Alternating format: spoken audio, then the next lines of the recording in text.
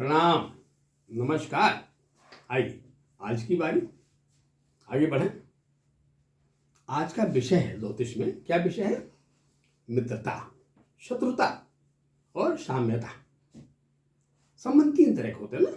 एक संबंध होते हैं जिसे कहा जाता है हमारे बड़े प्रगाढ़ हैं, बड़े करीबी हैं। अरे नहीं भाई, हमारा उनका बनता ही नहीं, हमारा रिलेशन एनिमिटिकल है, हमारा रिलेशन शत्रुवत है। बड़ा साम्य रिलेशन, अच्छे इंसान है, हमारा बहुत करीबी तो नहीं है, बहुत खास तालमेल तो नहीं है, लेकिन अच्छे इंसान, इसे साम्य संबंध या सौम्य संबंध कहते हैं ना। ज्योतिष का ही संदेश है, हमारे ग्रहों में भी ऐसे ही संबंध है। तो आइए हम ग्रहों की बात पहले कर लें। क्यों, क्या संदेश देते हैं मित्रता के बारे में? और मित्रता तो बड़ा गहरा है। हमारे ब्रह्मांड का ऐसा कोई कड़ ही नहीं है जो बिना मित्रता के बगैर हो। चाहे प्रकृति का या पुरुष की मित्रता हो, या मनुष्य और पशुओं की मित्रता हो, मनुष्य वनस्पतियों की मित्रता हो, मनुष्य पुष्पों की मित्रता हो, तो बड़ी बहुत सारी मित्रता, बड़ा गहराई का विषय जीवन का। मित्रता जीवन का समुद्र है, कोई लिमिटेशन नहीं। यहाँ तो वस्तुओं से प्रेम हो जाता है, वस्तुओं से मित्रता हो जाती है भाई। आइए आज की बातें करने, फिर दूसरे को आगे बढ़े। आज की बात क्या है? आज का जो दिन है वह है 30 दिसंबर, दिन है मंगलवार, और पौष शुक्ल तिथि आज की दशमी, फिर एकादशी। सवेरे दशमी था, दशमी कब तक था? दशमी तिथि थी प्रातः 7:52 तक। एकादशी लगी, दिन मंगलवार है, भरणी नक्षत्र है, सिद्ध नाम का योग है। अच्छा है यह थोड़ा, भरणी नाम का जो ग्रह है, जो नक्षत्र है, इसको हम भरणी को भद्रा प्रदान करते हैं, लेकिन मंगलवार है तो कुछ ठीक है, उसका तालमेल अच्छा रहता है।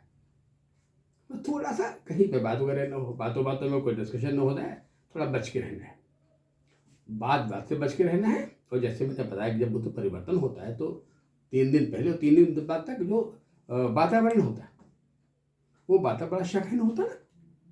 शीतकाल में शीतकाल बढ़ जाता है, ओस बहुत पड़ने लगते हैं, कहीं कहीं तो वर्षा हो जाती है।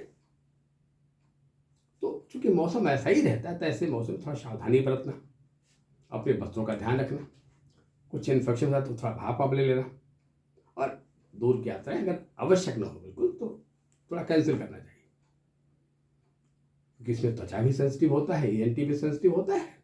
आई बात समझे। और वाहन भी समय अनुकूल अपने मंजिल पहुंचाते नहीं, बेचारे वो भी मजबूर होते हैं। आई बात समझे। और बृहस्पति की वृद्धांश में तो वायुमान के तो यात्राएं टाल ही देनी चाहिए। आइए, ये तो आज की बात होगी। अब हम विषय पर आ जाए। विषय क्या कहता है? विषय मैंने कहा मित्रता। मित्रता तो जीवन का एक यूनिवर्सल ट्रूथ है भाई, बड़ा इंपॉर्टेंट है। लिखा गया ना, विद्या मित्रम प्रवासेषु। जब हम प्रवास पर होते हैं ना, यात्रा पर हो, प्रवास पर हो, तो विद्या मित्र होता है, क्योंकि विद्या और विद्वान की पूजा सर्वत्र होती है। लिखा गया ना, विद्वत्तं च नृपत्वं च नैव तुल्ये कदाचने स्वदेशे पूजते राजा विद्वान सर्वत्र पूजे। क्योंकि कोई तुलना नहीं है विद्वत्ता और नृपत्व का। राजा की पूजा विदेश में होती है, लोग बड़े श्रद्धालु होते हैं अपने राजा के प्रति, पर विद्वान की पूजा सारे जगत में होती है, सर्वत्र पूजित, कोई तुलना नहीं है। आइए, तो क्या कहता है? कहता है विद्या मित्रम प्रवासेषु और भार्या मित्रम गृहेषु। घर में कौन मित्र होता है? भार्या। अच्छी भार्या हो, अच्छी पत्नी हो तो बड़ी अच्छी मित्र होती है, एडवाइजर भी होती है, सलाह भी देती है, और हमें किसी गलत काम से बचाती भी है। और फिर क्या कहता है? व्याधि तस्य औषधम मित्रम। और जो रोग है, बीमार आदमी है ना, उसका मित्र कौन? का औषधि। और हमारी बीमारी में, हमारे अस्वस्थता में औषधि मित्र है, मित्रवत काम करती है, जो हमें बीमारी से बाहर निकालता है। और क्या कहता है? और कहता है धर्मो मित्र मृतस्य। जहां निराशा है, जीवन मृत्युतुल अवस्था को प्राप्त हो जाए ना, जीवन से जोश उत्साह उमंग खत्म हो जाए, और शायद कि वो अवस्था आ जाए, किससे अच्छा तो मृत्यु ही अच्छा है।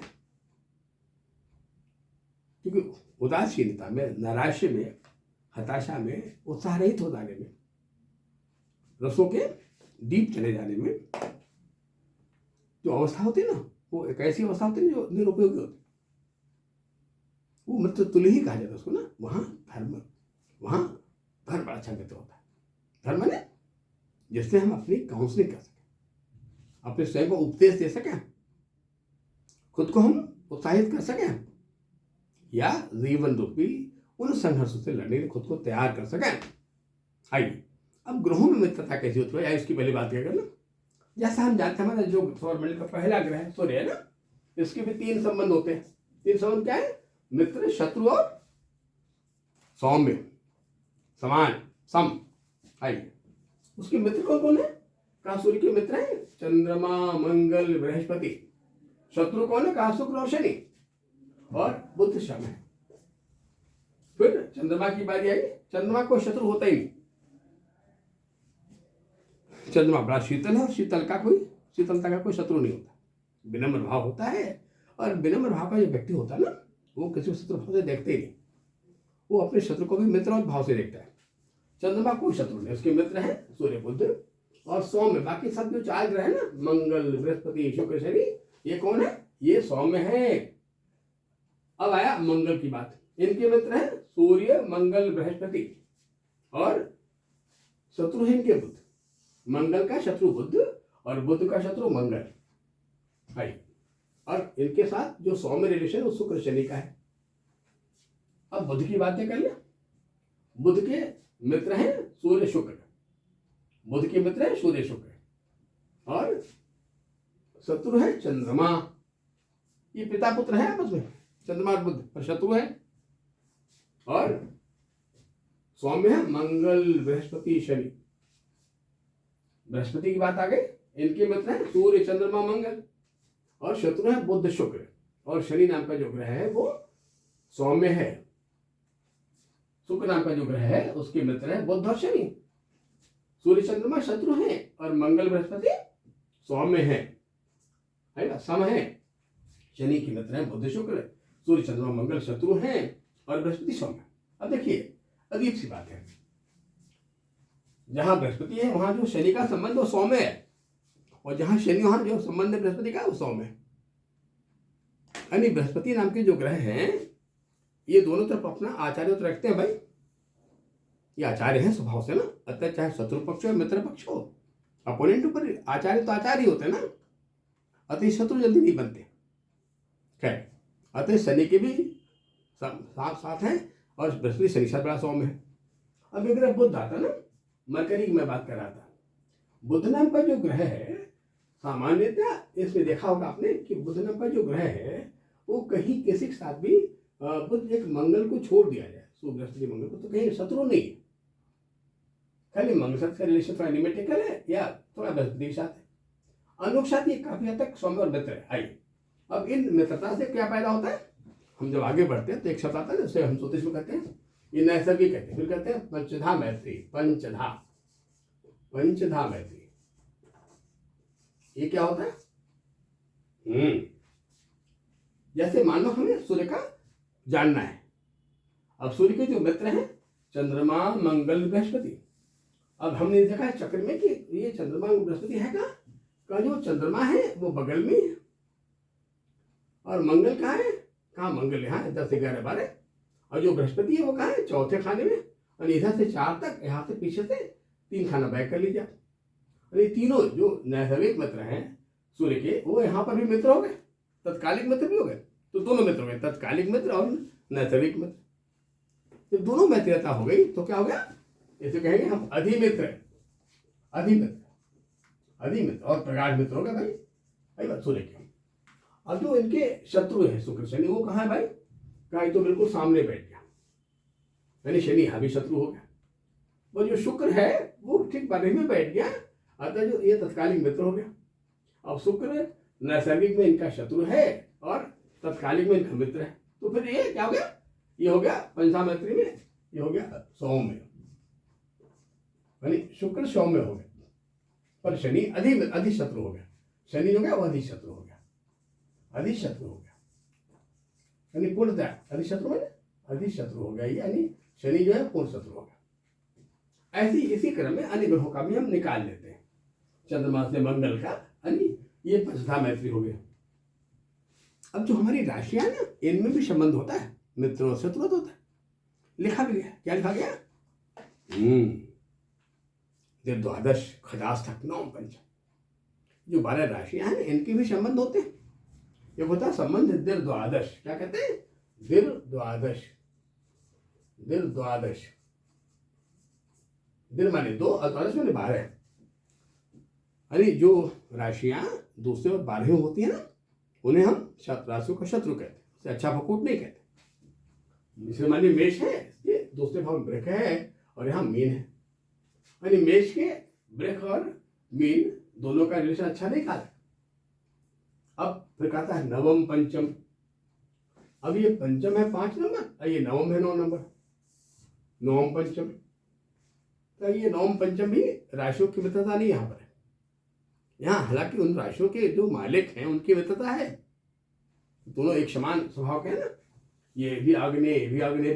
तो ये सूर्य हो गया, ये मंगल हो गया, ये बृहस्पति हो गया, ये तीनों मित्र हैं, सूर्य मंगल बृहस्पति। पर इनकी राशियां मित्र आपस में नहीं। अब तीसरा होता है खजास्थक, 6-8 का संबंध। अब देखो आप, ये राशि जो 1 नंबर से जो 6वीं राशि है वो ये है, और 8वीं राशि ये हो गई। अब जो 6वीं राशि वो कन्या है और 8वीं राशि वृश्चिक है। इन दोनों से संबंध खटास्थक का हो गया, 6-8 का रिलेशन हो गया ना। अब ये राशि मित्र नहीं कही जाएगी। अब पर एक बात आती है कि भाई ये 6 नंबर तो मान लिया, इसका मालिक बुध है, चलिए, लेकिन जो मंगल वृश्चिक है 8वें नंबर पर, इसका तो मालिक मंगल है और इस मेष का मालिक भी मंगल है।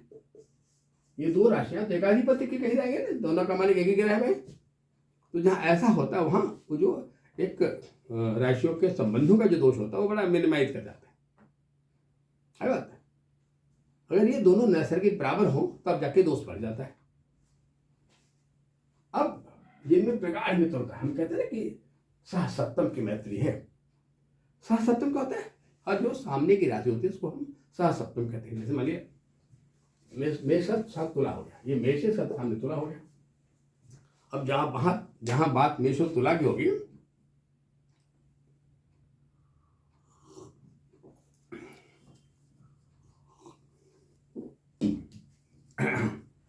वहां बात सह सप्तम का होगा। अब देखिए यहाँ दोनों के जो मालिक हो शत्रु हैं, इसका मालिक मंगल, शुक्र शत्रु है स्वभाव से, पर राशि इनके बीच कंपोनेंट मैंने पूरक मैत्री कही जाएगी तो सह सप्तम मैत्री कहते हैं। बाकी और भी मैत्री होती है, जैसे घणो रिलेशन है उसे कहते हैं 1, 4, 10 का रिलेशन है, बात है। ये भी संबंध होते हैं।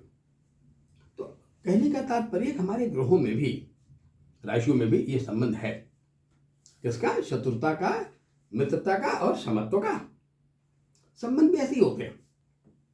तीनों बड़ा अच्छा भाग्यशाली होता है जिसके अच्छे मित्र होते हैं।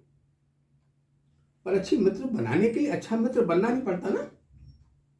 अच्छी मित्रता में कैलकुलेशन नहीं होता, अच्छी मित्रता में कोई कंडीशन नहीं होता, अच्छी मित्रता में त्याग होता है, सहिष्णु होता है, सहनशीलता होती है, दूसरे की मजबूरी, परेशानी, वेदना, संवेदना को समझना होता है। फिर तो ये मित्रता बहुत फायदेमंद होती है, बड़ा फायदेमंद होती है। और कोई अच्छा मित्र प्राप्त हो जाए भाई दियो तो पूछने क्या भाई, लिखा भी है ना, पापा निवारत योजयते हिताय गुह्यान गुह्यति गुहाने प्रकटी करो। पापा निवारित, अच्छा मित्र क्या करता है? पाप कर्मों से हमें बचाता है। योजयते हिताय, और जो योजनापूर्ण कार्य है, जो सद कार्य है, नेक कार्य है, जैसे हमारी ख्याति बढ़ जाए ऐसे कार्य में लगाता है। फिर कहता है गुह्यान गुह्यति गुणान प्रकटी करोति, जो ग्रहण करने लायक वस्तु है, जो विषय ग्रहण की योग्य है उन्हें ग्रहण कराता है। और गुह्यान प्रकटी करोति, और जो ज्ञान मेरे अंदर है, जो विद्वत्ता मेरे अंदर है, जो ज्ञान है उसको प्रकाशित करता है, उसको अच्छा मित्र एक्सपोज कराता है। फिर क्या कहता है? फिर कहता है कि आपदगतम जनदाति काले, अगर कोई विपत्ति काल आ जाए, आपत्ति काल आ जाए, मान लीजिए न गतम, तो साथ नहीं छोड़ता है। न जाए ददाति काले, अगर कुछ खड़ा रहना पड़े, कुछ पे लेना पड़े, कुछ देना पड़े तो खड़ा रहता हूँ, पीछे नहीं हटता है। ये लक्षण है, ये कहा गया है कि सन्मित्र लक्षणम प्रविदंति क्षमता, जो संत लोग हैं, श्रेष्ठ लोग हैं, वो ऐसे मित्रता के जो अच्छे मित्रों का लक्षण ऐसे ही बताते हैं। ये अच्छा मित्र हमारे जीवन के लिए बहुत फायदेमंद होता है। पर मित्रता की परख कैसे हो? वैसे तो ज्योतिष में कहते भाई दोनों की राशियां देख लो, दोनों के नक्षत्र देख लो, दोनों के कॉम्बिनेशन देख लो, दोनों की ऋतुएं देख लो, तो हम चीजें होते ना, मेंटल लेवल देख लो। ये जब इसको आप देख लोगे तो बहुत सारी चीजें आपको प्राप्त हो जाएंगी, है बात ना। और ये जब प्राप्त हो जाएगा तो बड़ा फायदेमंद होता है, बड़ा लाभ होता है।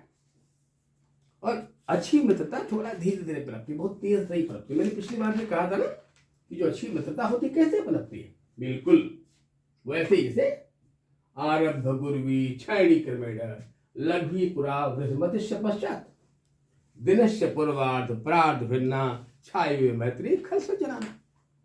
खल सज्जनाना, खल माने दोस्त और सज्जन माने सज्जन। आरब्ध गुर्वी जो मिलते ही बड़ा प्रगाढ़ होता है, बिल्कुल जैसे दोपहर का सूर्य होता है। क्षैणी क्रमेण, और क्रमशः क्षय मैंने कमजोर होता है, ऐसी मित्रता। और एक होता है कि आरब्ध क्षैणी लघ्वी पुरा, जो पहले तनिक बनिक शुरू हो। प्रातः देखिए सूर्य किरणें कैसे धीमे धीमे निकलती हैं और आगे बढ़ते बढ़ते जब मध्याह्न दोपहर होता है ना कि तेज होती। तो लघ्वी पुरा वृद्धमतिश्च पश्चात, पहले कमाया धीरे शुरू हुआ और बड़ा प्रकार हो गया। तो अच्छे मित्रों की जो दोस्ती या मित्रता होती बिल्कुल ऐसी होती, और वो हमारे जीवन के बड़े उपयोगी होते हैं। मित्रता जीवन का अनिवार्य विषय है, पर मित्रता की प्रगाढ़ता पर ध्यान देना चाहिए। मित्रता को निभाना भी एक त्याग होता है, और अच्छे मित्रों का पाना एक सौभाग्य होता है। अब अच्छा कौन है, खराब कौन है, इसकी पहचान कैसे हो? इसको पहचानने के लिए हमें थोड़ा धैर्यवान बनना होगा, क्योंकि मित्रता का जो पाठ है ये ज्योतिष में किसने सिखाया? तो ये पाठ जीवन ने सिखाया हमारे पृथ्वी तत्व से। हमने पृथ्वी तत्व से इस पाठ को सीखा है। और वैसे तो ये जो गुणवत्ता होती है मित्रता बनाने का, राष्ट्रीय मित्रता कर लेने का, ये हमारे उन राशियों पास जो राशियां हमारी वायुजन्य है, जो वाणी की चर्चा में जिनकी बातचीत किया था ना, जो वायु प्रधान राशियां हैं, ये राशियां हैं, यही वो राशियां हैं जो हमें मित्रता के पाठ को आगे बढ़ाते हैं, प्रगाढ़ता लाने के लिए, संख्या बढ़ाने के लिए। ये इनका बड़ा असर होता है, बड़ा प्रभाव होता है। मिथुन हो, तुला हो और कुंभ हो। और जो मित्रता है ना उसकी different of variety, different quality है फ्रेंडशिप का। अब जैसी मित्रता, एक वो मित्रता होती है जो मित्रता हमारी आवश्यकता के वशीभूत होता है, हमारी जरूरत के कारण होता है। जैसे किसी आदमी को भूख लगा हुआ है, अब भोजन से उसकी मित्रता बड़ी तेज हो जाएगी, भोजन उसका मित्र बन जाएगा। कोई बड़ा जुआ हो गया है, वो एक बड़ा स्ट्रॉन्ग मेल है, पुरुष है, अब उसके मन की भूख है, अब हार्मोन की प्रतिक्रिया शुरू हो गई है कि भाई कोई कंपोनेंट मिल जाए, कोई फीमेल कंपोनेंट मिल जाए, वहां भी मित्रता होती है। पर इस तरह की जो मित्रताएं होती है ना, ये आवश्यकता के तहत होती है, और जब उस आवश्यकता की पूर्ति हो जाती है, फुलफिलमेंट हो जाता है ना, तो प्रेम कमजोर, जब तक नहीं पाया उसका उपभोग नहीं किया तब तक प्यार की प्रगाढ़ता अपने सच बनती है। जैसे उसका उपभोग कर लिया ना, परिवार खत्म हो गया। बहुत सारे संबंधों में आपने देखा होगा ना कि दो बच्चे थे, उनमें बड़े प्रेम की प्रगाढ़ता थी, बड़े प्रगाढ़ता, कई साल पुराना, 2 साल 3 साल पुराना प्रेम था। और जो उनकी प्रेम की प्रगाढ़ता थी ना, जब विवाह में कन्वर्ट हो, वो पति पत्नी बन गया, तो वो संबंध बाद में बड़ा खराब होने लगा। है बात, क्योंकि जिन कारणों से मित्रता हुई थी वो कारण, वो भूख का प्रेम कर भी नहीं, वो एपेटाइट ऑफ फुलफिलमेंट हो गया ना, वो भूख तो पूरा हो गया। अब जैसे पेट के भर जाने के बाद से व्यक्ति का भोजन से जो मित्रता खत्म हो जाती, उसे निवेदन किया जाए भाई 2 रोटी और ले लो, थोड़ा चावल और ले लो, थोड़ा फला चीज ले लो, कहा यार अजीब हालत है, मैं खाने पेट भर गया, अभी तुम मांग के खा रहे थे, आप कह रहे हटाओ। तो लक्ष्य को पूरा करने के बाद जब मित्रता किसी लक्ष्य के तहत होती है, किसी आवश्यकता के तहत होती है तो उसका फुलफिलमेंट होने के बाद फिर प्रेम कमजोर पड़ जाता है, खत्म होने लगता है। अतः जो प्रेम अपूर्ण होता है, जिसमें भोग की पूर्ति नहीं होती, कंप्लीट नहीं होता ना, पूरा नहीं हुआ, वो प्रेम अमर होता है। अब उदाहरण लिए प्रेम की बातें होती हैं और लैला मजनू की बात नो, सिर्फ फरहाद की बातें नो, ये प्रेम क्यों जिंदा रहा? क्योंकि ये प्रेम अधूरा रहा, ये प्रेम पूरा नहीं हुआ। ये पूरा हो गया होता बाई देवे तो शायद ये प्रेम की चर्चा ना हो पाती, ये प्रेम खत्म हो जाता। तो किसी चीज को जब हम पूर्णतः प्राप्त कर लेते हैं तो ये प्रेम खत्म हो जाता है। और प्रेम जब जीवन के उपभोग की वस्तु बन जाए तो इसका मतलब उस प्रेम की मंजिल पूरी होगी, जहां उपभोग कर लिया उसकी मंजिल पूरी होगी। अब प्रेम बोझिल होगा, अब प्रेम उस मजबूत भावना के साथ नहीं होगा, उस डिवोशन के साथ, उस त्याग के साथ नहीं होगा। चाहिए अब ये जो मित्रता का विषय है बहुत लंबा विषय है, हमें और भी चर्चा आगे करनी पड़ेगी, अगले एपिसोड में और बातें करेंगे। आज के लिए इतना ही, आगे और बातें करते तक के लिए नमस्कार, प्रणाम।